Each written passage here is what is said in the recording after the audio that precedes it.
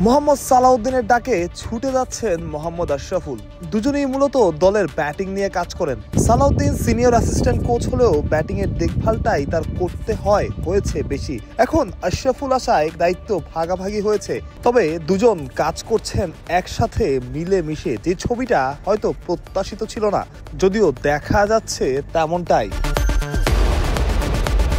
Ireland বাংলাদেশের চাইতে পিছিয়ে অন্তত লাল বলের ক্রিকেটে, তবে পরপর 3 ম্যাচে জয়, আফগানিস্তানকে হারানো আয়ারল্যান্ডকে কিছুটা হলেও আত্মবিশ্বাস যোগাবে। সাথে সিলেটের মাঠে বাংলাদেশের খুব একটা ভালো ফলাফল না হওয়া, দুটোই হয়তো চিন্তায় ফেলবে দুই কোচকে। মোহাম্মদ আশরাফুল এবং মোহাম্মদ সালাউদ্দিন দুজনেই কাজ করছেন বন্ধুর মতো। একটা সময় সালাউদ্দিনের অধীনে খেলেছেন মোহাম্মদ আশরাফুলও। তামিম ইকবাল যে ম্যাচটায় লর্ডসে সেঞ্চুরি করেছিল, সেই ম্যাচেও বাংলাদেশের কোচিং প্যানেলে ছিলেন সালাউদ্দিন। শীর্ষ থেকে সতীর্থ, সেই দিনগুলো হয়তো ভুলে যাননি কেউই। মোহাম্মদ আশরাফুল দায়িত্ব নেওয়ার পরপরই কিংবা আশরাফুলকে ব্যাটিং কোচ করার পরপরই দায়িত্ব ছেড়েছেন, পদত্যাগ করেছেন মোহাম্মদ সালাউদ্দিন।